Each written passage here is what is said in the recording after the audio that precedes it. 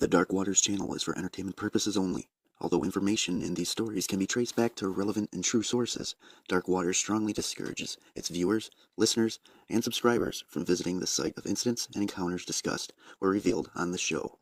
In other words, we will not be held responsible if you are attacked by a dogman, molested by a bigfoot, bitten by vampires, chased by chupacabras, abducted by aliens, accosted by the men in black, investigated or arrested by the local law enforcement, CIA, FBI, NSA, EPA, BLM, or another alphabet group, whether on U.S. soil or abroad. Thank you for tuning in, and enjoy the show.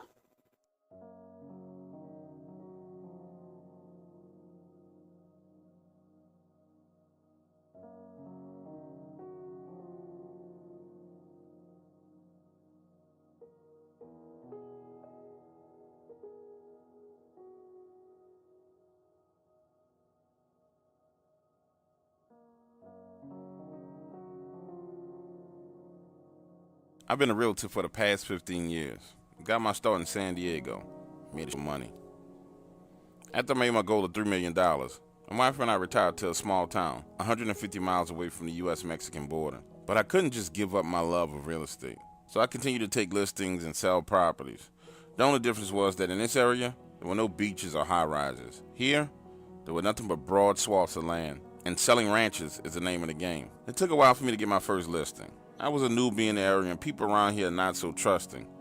But after 4 months of hanging out and a few political donations, I got my first listing, a 30-acre ranch that was bank-owned. Truthfully, I didn't need the money. I just loved the rush of working the deals. So when I got the information on this property, I was surprised. The place was damn near brand new. At least the house, I mean. It was built 5 years ago, and the property went into foreclosure 23 months after the permanent loan was put in place. So I'm thinking to myself, man, this should be an easy sale. And I decided to head up to the property to lay my eyes on it. I need to visualize myself selling this place. In order to get to the actual house itself, you had to turn off the highway onto this dirt road and travel a little less than a mile to get to the front gates. While on that dirt road, I realized that whoever built this house was a serious recluse. I mean, they must have wanted privacy. One of those off-the-grid types. There was no way I would have spent the type of money they did to live in such a desolate place. When I arrived at the front gate, I had to hop out and unlock it. This gate was massive, 9 feet tall, made of steel, and was beautiful. This family spared absolutely no expense on this house or this property. From the gate, I could see the house about 250 yards away. I drove right up to it, pulling up damn near at the front door.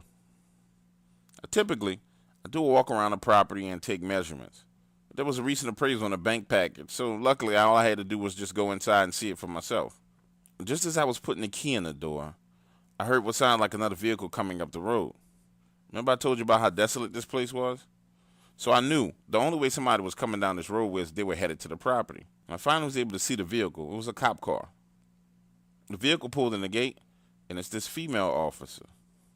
She parks, exits the vehicle, starts eyeballing my real estate sign on the side of my car, then starts to ask me what I'm up to. To be honest with you, this was a tense moment, because she had her hand on the weapon the whole time. It took a while for her to relax. Then she started telling me about the place. She said it was owned by a man named Kevin Shields and his family. They built the place as an off-grid location. Then she goes on to tell me about the underground bunkers and all kind of other little crap that's associated with this property. It was during this conversation that I learned that Mr. Shields died from some kind of wild animal attack. He tried driving himself to the hospital and had a wreck on the roadway, flipping his vehicle over and dying. Then she goes on to tell me good luck with selling the place and explains how there's lots of weird things that happen in the area. People are always reporting strange lights in the sky, hearing noises that sound like broken tornado sirens, and about these very large wolves. Diana, the officer, goes on to tell me that she was called out to the property one night when Mr. Shields was away on business. His wife and older sons were home alone. She said that when she arrived, they told her they thought a person was stalking the house, but whoever it was had run off. So she drove around the property in her vehicle to take a look around. And that's when she saw this huge wolf on all fours, walking a dried up creek bed that runs along the west side of the property. She said other officers had been called out as well and witnessed these same large wolves. At this point in time, I'm starting to get freaked out, and I want to change the subject. So I asked her if she wouldn't mind joining me as I did a walk around through the house. As I walked into the house, I realized that it was still furnished. I mean, this family clearly had just picked up and left in a hurry. There were still plates and dishes in the cabinets. And Diane, she looked disturbed as she walked around inside the house. At that point, I started getting the feeling there was way more to the story than I was being told. 20 or 30 minutes had passed, and then she said something real freaky. She said, "We need to be out of here by dark." And that's when I noticed this panicked look on her face. So I took her advice, and we left. The property sat on the market for 3 months before I got one phone call. And this call was from a man out of Texas. And this guy was weird. He was an oil man. Said he needed a place to prepare for the end of days. I mean, he seemed like a real smart fellow, but he thought the apocalypse was coming like next week. 2 days later, I found myself out at the property with this guy we'll call Big Tex. Now, normally, I like to show properties in the morning time, but this particular case, we were forced to do it around 4 p.m. because he came into town late. By 5:30, we had gotten through the house itself, and he still wanted to see the bunker and food storage area, and the barn that was towards the back of the property. I tried my best to get him to agree to start again in the morning, but he had plans to get back on a plane that night. Now, this property has no utilities turned on, so when the sun went down, we were just working with the headlights from my car and handheld flashlights. But luckily, the sky was clear, and the moon provided good light. So we headed into the bunker and walked around a bit and then came out. I started getting that itchy feeling, like I can get this deal closed. So we were standing right in the front of my car. I had the contract in my hand, $2.5 million at 6%. I'm talking about $150,000. If I can get Big Tex to sign on a dotted line, I get that money. And just as I handed him the pen, I hear this growl. I mean, this thing was loud and deep. Tex looks at me and said, "What the f was that?" Now, in the back of my mind, I'm thinking, Diana was serious about these wolves. They got wolves out here. Then it growls again, but this time, the sound is coming from directly behind the vehicle. Tex and I jump in the vehicle and I start to pull off. By the time I made a complete U-turn and headed back towards the front gate, Tex has damn near jumped out of the front seat of the car and into the back seat. Now, I didn't see anything at that moment, but based on his reaction, I floored it, getting up to about 55 miles an hour, headed back to the front gate. When I arrived at the gate, Tex's upper body was in the back seat and his feet and legs were still in the front seat, and he was screaming. I hopped out of the car and swung the left side of the gate open, and when I turned around, that's when I first laid my eyes on these creatures. Back about 150 yards away and moving towards us was what looked like an animal running on 2 legs. Its motion was fluid. It wasn't labored at all. And this thing had a spring to its step, kind of like it was bouncing. For a few seconds I watched as this thing bounced back and forth, moving in my direction. Then I hopped back in the car and drove off, damn near ripping my bumper off as I hit the gate. Once we hit the highway, I found the gas station and pulled over. And I asked Tex if he was alright.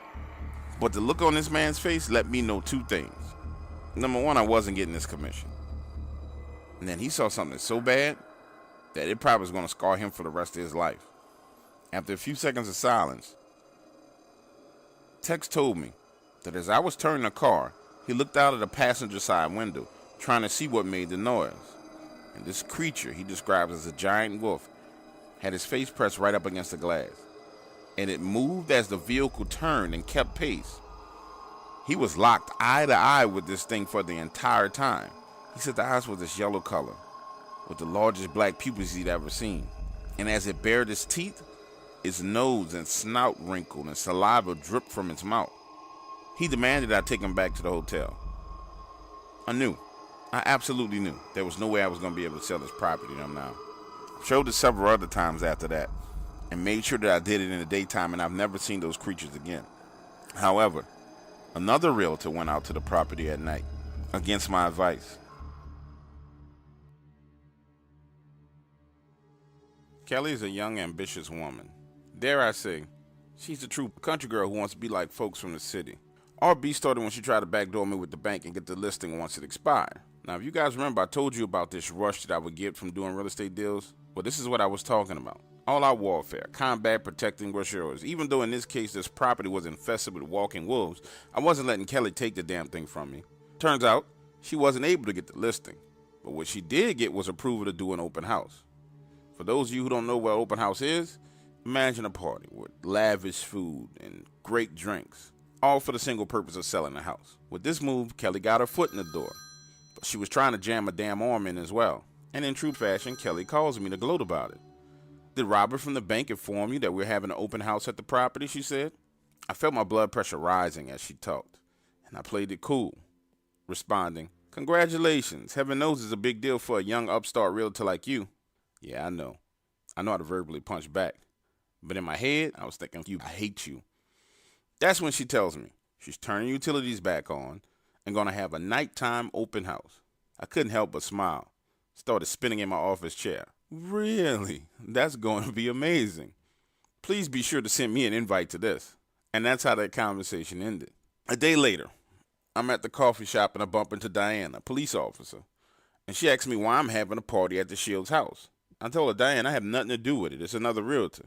She looked pretty upset and said, they are doing it at night. Why at night?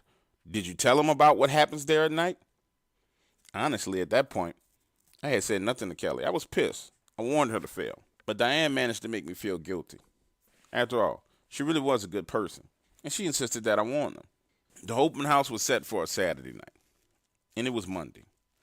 I called her that evening, and then I called her Tuesday morning. Then I called her Tuesday night.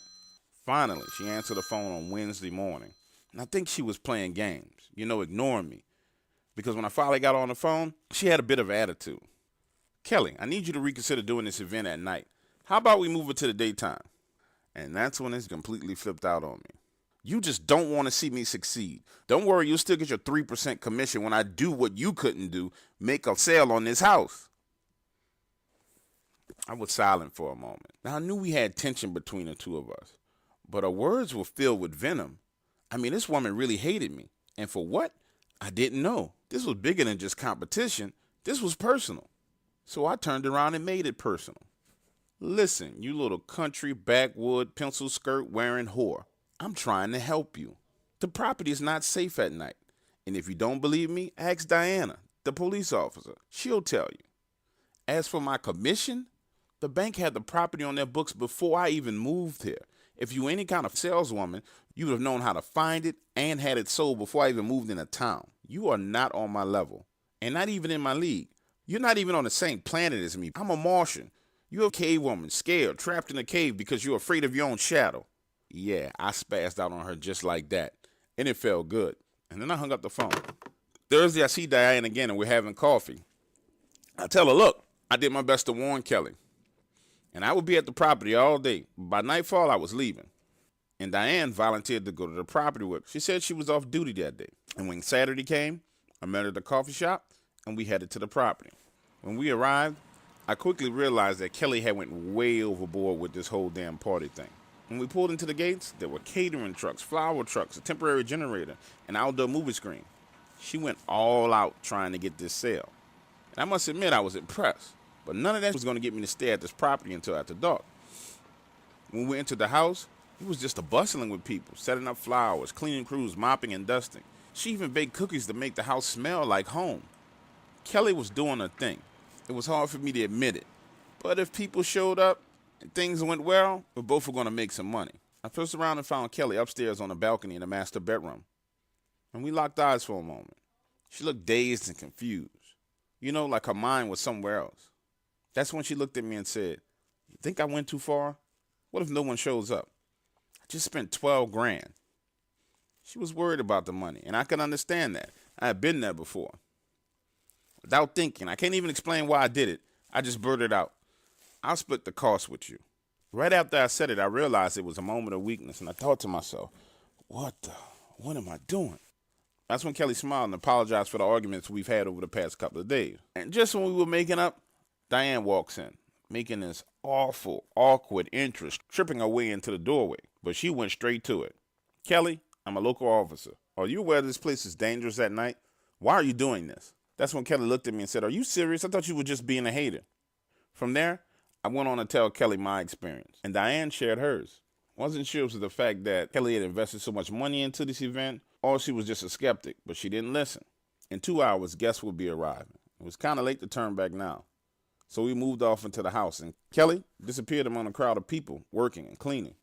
The very first guest arrived at 4:30 and was greeted with champagne and began to walk around the property. By 5:45, there were 45 people walking around. The sun was about to set, so I headed out to my car. only to discover that I had been blocked in. And by blocked in, I don't mean like one car had me hemmed in. All the cars in front of the property had me blocked in. Diana, who was clearly smarter than me, had parked on the side of the house. So I went inside and offered to trade cards with her so I can get the hell out of there. She just laughed at me and said, "You're going to stick this out with me, buddy. Put your big boy drawers on and let's see what happens." So the sun sets, and things are actually going very well. The generator kicked in, and the property was well lit. I felt safe. In fact, I felt so safe that I started trying to help sell the property. That's when I ran into Robert, the gentleman who runs the foreclosure department at the bank. Now, for some reason, Robert was nervous. He was sweating and looking around, and he was drinking like a sailor. Robert cornered me and asked, "You think you guys gonna get this property sold today?" And during this conversation is when I discovered that the bank actually fronted the money for this event, not Kelly herself, the dirty heifer. But anyway, he seemed so nervous, I knew something was wrong. So I decided to ask him straight up, "Have you seen the wolves on this property?" That's when his eyes got big. "Wolves? No, I ain't seen no wolves. But I've been here before, and I've heard the sirens and seen the lights." So I pulled him into the bathroom, and I asked, "What's the deal with this place, Bob? What are you not telling me?" That's when Bob began to spill the beans. He said, "It's Navajo lands. Navajo Indian lands. The bankers owned this property for years. Our founders took it from them. In the back 10 acres were their burial grounds with mounds." All I could think was, "You disrespectful mother." Talk about pissed off. I went to locate Diane. I wanted to tell her about this new piece of information, but she was nowhere to be found. That's when you started to hear the sound coming from outside. And this shit was creepy. Walking out of the front door, the sound was coming from the sky. And at first, I thought I was going crazy, figuring I was the only person hearing this. But when other people came outside and started to join me on the porch looking up at the night sky, it was clear that everyone was hearing this. There were no clouds in the night sky, and looking around, there was nothing to indicate where the noise was coming from. Just as suddenly as the sound started, it stopped. A few people took that opportunity to leave, but most of them just went back inside. So I went back to searching for Diana. When I found her, she was in the master bedroom on the balcony. "What's wrong?" I asked. She had her back turned to me, staring at the back of the property. "Just look," she said, "towards the back of the property. I could see movement." "They're coming in," she said. "They're coming in." For me, there was no need for an explanation. I could see it with my own two eyes. It looked like animals on all fours, 5 of them to be exact. They were moving slowly, hiding behind a brush, taking cover. Stalking is what they were doing. They were stalking to get closer to the house. Now, at this point, I have to say, I ain't nobody's hero. In fact, I'm a bit of an but so judge me how you choose to, but I needed to get out of the situation. I remember Kelly had left her keys in the master bathroom on the vanity. I noticed it early while she was talking that day. So I took him and head downstairs to the front door. Bob grabbed me by the shoulder and stopped me right about 10 feet away from the door and said if I can get this place sold, he would up the commission to 12%. If not, they were going to have to donate the land. For a second, I started to punch him in his face. He knew all this was going on this property, and he still let me come up here anyway. And that's when it went crazy. The power went out. From upstairs, you heard 2 gunshots, and the damn siren sounds all returned at once. I was pushed out of the front door by people trying to exit the house, and I rolled down the steps. And panic set in. People were jumping over cars, falling over each other, trampling people. When I recovered from my fall, I made a beeline for the side of the house where Kelly parked her car. Got in, cranked it up, and when the lights came on, 2 of these wolves were standing right by the power generator. I may have possibly damaged a few vehicles getting out of there, and I possibly might have bumped a person, 2 or 3, or maybe 4 on my way to the front gate. But I got out of there. Hours later, I got a call from Diana. She was worried and said she searched everywhere for me. Diana explained that it seemed as if the wolves didn't want to harm anyone. They just wanted to run everybody away from the property. They never even entered the house or went near anyone's cars, but they growled and they howled from every direction. More people got hurt running than anything, she said. Then Diane explained to me there were only 2 cars left there. Bob, the guy from the bank, and mine. And no one had seen Bob anywhere. 48 hours later, Bob was found, wandering on the back 10 acres of the property. He was severely dehydrated and delirious, according to Diane. He claimed that the wolves dragged him away to that area and wouldn't let him leave. 2 days after Bob was found, that property was donated to a nonprofit associated with the Navajo Nation. I lost out on $175,000. Truthfully, I don't give it. I'm just glad that it's settled. Bob offered me another listing, a ranch closer to the border. I politely told him he could kiss my I'm in full retirement. And if I want to sell real estate, I'm moving back to California.